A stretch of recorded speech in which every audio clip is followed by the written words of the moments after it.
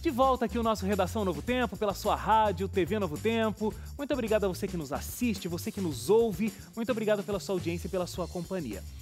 Olha, dados inéditos divulgados pelo Ministério da Saúde e Agência Nacional de Saúde Suplementar, a ANS, mostram que o índice de obesidade entre usuários de plano de saúde subiu 36% em 7 anos. De 12,5% em 2008 para 17% em 2015. Sendo que hoje, 47 milhões e meio de brasileiros têm plano de saúde. A situação é ainda mais grave com a população em geral, que apresentou um índice de 53,9%. Ou seja, mais da metade da população brasileira sofre com a obesidade. Os números fazem parte da nova edição do Vigitel, da Saúde Suplementar, um estudo que foi criado para analisar a presença de fatores de risco de doenças crônicas, como excesso de peso, hábitos alimentares, consumo de cigarro e nível de adesão a atividades físicas. Esses são os fatores, que levam as pessoas a acabarem sendo obesas. A gente já falou sobre esse assunto algumas vezes aqui no Redação, mas é interessante que nós temos dados divulgados agora, dados que mostram esse crescimento e esse crescimento alarmante entre os usuários de plano de saúde e entre os que não são usuários dos planos de saúde. Mais da metade da população sofre com isso. É incrível isso, são 60%. 60%. 6 de cada 10 pessoas que você conhece estão acima do peso. Não obesos, mas acima do peso, pelo menos. É bastante coisa, isso no Brasil, Porque em alguns 3 de cada outros... 5 também dá na mesma. Também dá na mesma. Para complicar mais. Em outros países, esses números ainda são maiores, eu não lembro direito o número dos Estados Unidos, mas é um pouco maior do que os números brasileiros ainda. Então, a gente tem que ficar alerta realmente com isso e cada um individualmente. A gente estava conversando aqui antes do programa começar, tentando fazer o cálculo para ver quem estava acima do peso, para ver quem estava obeso. Leite, por exemplo, obesidade mórbida, os outros a gente não vai divulgar para ficar tudo bem. O pessoal que está no rádio não está me vendo, mas vocês vão perceber que é hashtag só que não, entendeu? O índice de massa corporal do leite está muito acima. É assim, você tem que saber o índice de massa corporal. Como que chega nessa conta? Você pega a sua altura... o seu peso. Primeiro vamos pegar a altura para ficar mais fácil. Tá, tudo bem. Aí, então, é o seu peso ao quadrado. Então, você tem que fazer, sei lá, você tem 1,70, você faz 1,70 vezes 1,70. Aí deu um número lá. Você pega esse número e divide pelo seu peso. E aí vai dar o número do seu IMC. Ao contrário, na verdade, você vai pegar o peso e dividir por esse resultado que você comentou. Porque o número vai dar maior, Senão fica dando casa E para ficar mais decimal. fácil quem tem internet, tem várias calculadoras online que você coloca lá e já dá o cálculo para você. E nesse caso, essa pesquisa fala de obesidade, não é nem de pessoas que estão com sobrepeso. Não, realmente. Obesidade é um grau acima do sobrepeso, Porque o sobrepeso já não é algo bom, mas a obesidade é e nesse caso, se o resultado der igual a 30 ou maior que 30, você já se enquadra na obesidade. Aí tem 1, 2, 3... Aí tem os níveis. De 25 até 30 é sobrepeso. De 30 para cima já é obesidade. E o interessante é o seguinte, quando a gente fala de obesidade, de repente a gente imagina assim, uma estrutura, Como é que eu posso dizer? Muito grande. Muito gordo. Exatamente. Mas tem pessoas que você olha, aparentemente está normal, mas ela já está ali, 30, já dá o resultado 30. É por isso que, inclusive, tem discussões novas na área acadêmica sobre a forma de medir o sobrepeso. O IMC é a forma já carimbada aí, que é utilizada. Mas justamente por conta dessas alterações, porque a pessoa, às vezes, ela pode fazer o cálculo, coloca ali, deu acima de 30, ou deu 30. Ela fala, nossa, estou em sobrepeso, mas ela está bem, a saúde é boa, e por conta da estrutura óssea, a estrutura física dela, ela é uma pessoa grande. E necessariamente ela não estaria. Então tem discussões hoje no ramo científico para determinar o que é ou o que não é. Mas é importante ficar atento de qualquer forma, Claro. Principalmente naquelas questões que você falou, que são indicativos de que alguma coisa está errada com relação ao peso, o sobrepeso e obesidade principalmente, que talvez ocorre mais do que o contrário, que é o caso do leite, que esteja está abaixo do peso. As pessoas odeiam porque querem tem engordar muita e não gente que está com peso super, ali, certinho, que têm sérios problemas de saúde, né? Sim. É uma coisa, não anula a outra, mas é claro exato. que a obesidade, ela degenera várias outras doenças. Eu queria falar de coisas pessoais. Agora, eu só ia pegar um gancho no que vocês estão falando, assim, porque assim, ultimamente, nos últimos tempos, a gente tem tido uma discussão bastante grande, inclusive nas redes sociais, mas a gente fala assim, você tem que se aceitar do jeito que você é, etc. Uma coisa é uma questão estética, no sentido assim, olha, não quer dizer que fulano é mais bonito do que ciclano por conta do peso que tem, alguma coisa do tipo. Ou você vai ficar super mal por conta do peso que você tem. Seja você uma pessoa magra demais, como é o meu caso, ou uma pessoa que é obesa. Então, uma coisa tem a ver com você aceitar-se a si mesmo. Ou questões que têm a ver com estética. Agora, outra coisa é o que tem a ver com saúde. E aí é o ponto que eu ia colocar. Por que é que a gente está colocando, eu imagino que a gente está colocando dessa maneira, que é negativo 6 em cada 10 brasileiros estarem obesos hoje em dia, de acordo com esse levantamento? Porque a obesidade é um problema de saúde.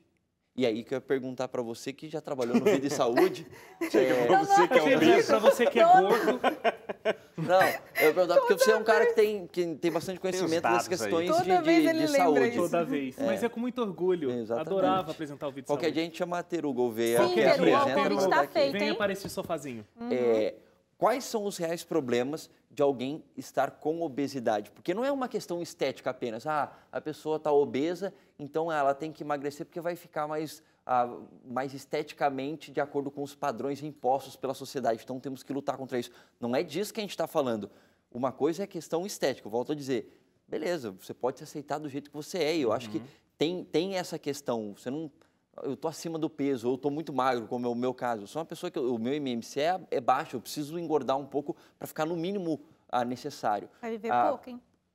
Então, uma questão é eu olhar para o espelho e falar assim, não, beleza, eu não vou ficar traumatizado por conta do jeito que eu estou. Agora, eu preciso entender que isso pode ser um problema de saúde, isso pode comprometer a minha vida, inclusive. O que tem a ver eu com Vida e Saúde? O que tem a ver é qual é o problema da obesidade para a saúde da pessoa. São vários, né? E cada um pode ter problemas diferentes, mas o que a pessoa está exposta é sobrecarregar o próprio sistema ósseo e muscular, né? Então, eu desgasto demais.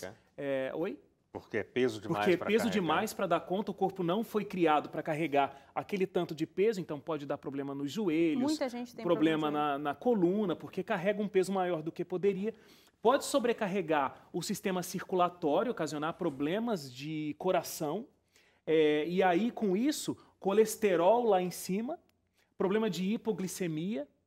Então, são vários os efeitos que a obesidade pode causar. E quanto maior o tempo em que a pessoa se mantém obesa, mais riscos de que esses problemas em vários sistemas diferentes do nosso organismo podem se manifestar, né? Agora, a pesquisa, ela não apresenta simplesmente esse número, ela traz algumas informações muito interessantes. Vamos colocar aqui para a gente discutir.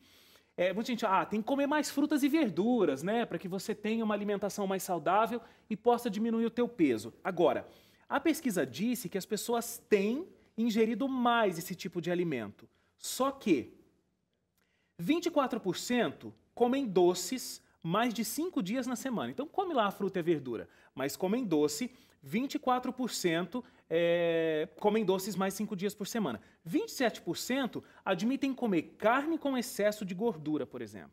Ou seja, não é simplesmente escolher bons alimentos, mas é escolher os bons e deixar os ruins, né?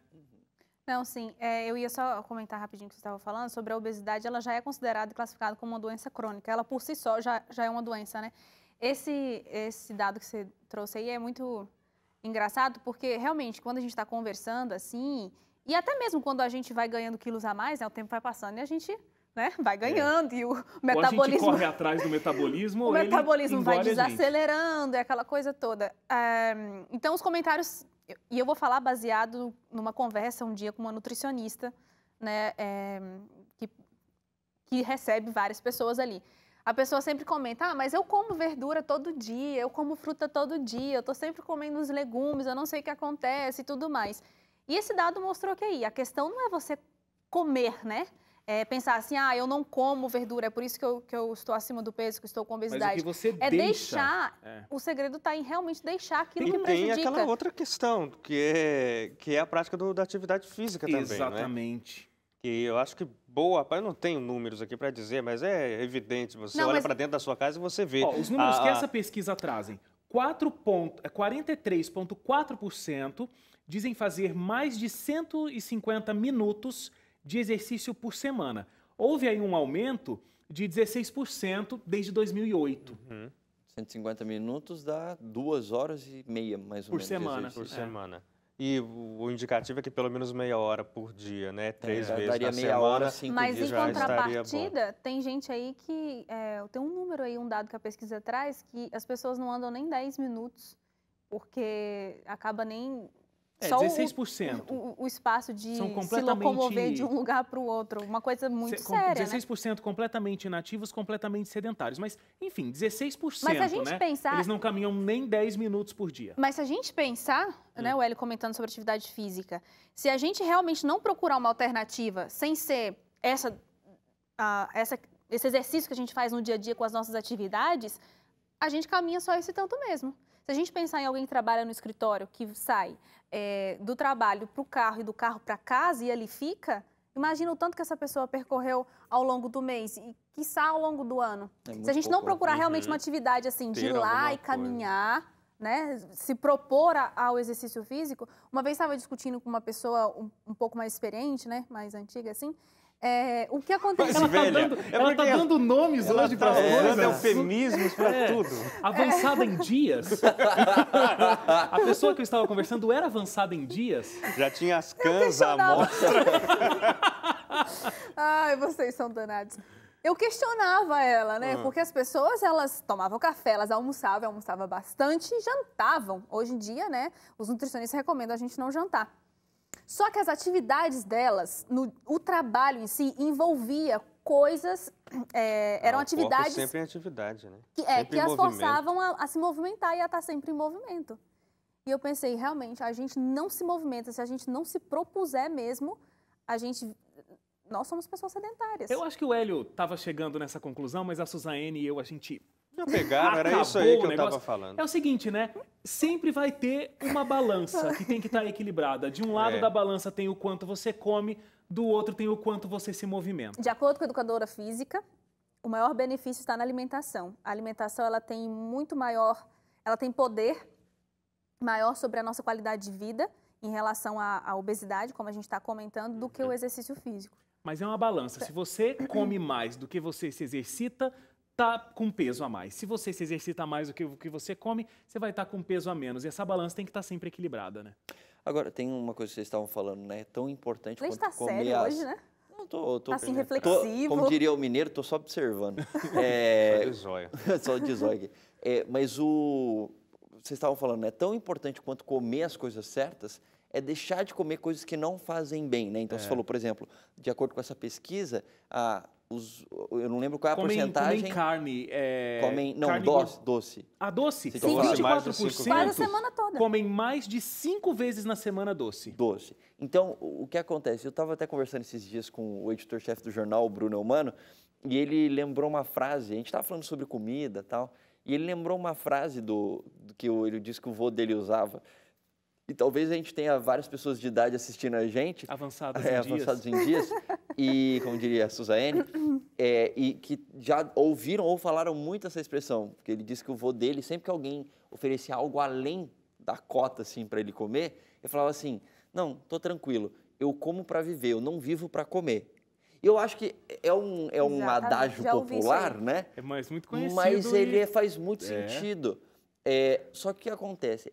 Assim como é da natureza humana se ficar irritado, assim como é da natureza humana ser preguiçoso, assim como é da natureza humana uma série de coisas que não são boas para a gente, é da natureza humana a gente comer por prazer. Então, você vai comendo. Talvez eu já comi aqui a minha comida, mas essa outra pizza está tão gostosa que eu vou comer um pouco mais, entendeu? É sobremesa. Então, quer dizer... Você não precisa comer aquilo do ponto de vista da sua manutenção da sua vida. Necessidade. Mas você come por quê? porque o seu paladar está pedindo. É gostoso, então... Não, fazer comida ruim, então. Não, é a receita. Não, dá mas tem comentar uma coisa? Tem outras coisas, distúrbios alimentares, né? Então a pessoa come por conta de ansiedade, a pessoa come por causa de traumas e várias outras coisas que levam a pessoa a comer mais que não simplesmente o bom gostinho da comida. Aí é importante, inclusive, ficar atento para buscar ajuda profissional. Porque às vezes você não sabe se a pessoa realmente ali, ela não consegue, não se controla. Existem realmente, como você falou, esses problemas que têm que ser tratados também. 30 segundos. Isso é economia também, porque, querendo ou não, se a gente está com a vida em dia, qualidade de vida, a gente tem menos gastos com um médico, com um plano de saúde, por exemplo. Aliás, o plano de saúde a gente sempre paga, né? Mas as coisas extras que a gente tem que fazer, que o plano não cobre, farmácia, etc. Com certeza. Então, é um benefício... É tanto um custo público, porque a gente vai ter menos oneração, né, na saúde pública, como um custo de... Pessoal, vamos para o intervalo? Até porque a maior parte dos brasileiros não tem plano de saúde, né? Com certeza. Poxa vida. No próximo bloco, você já pensou, tá vivendo uma crise aí com seu chefe? Já pensou em mandar ele embora? Na Suécia,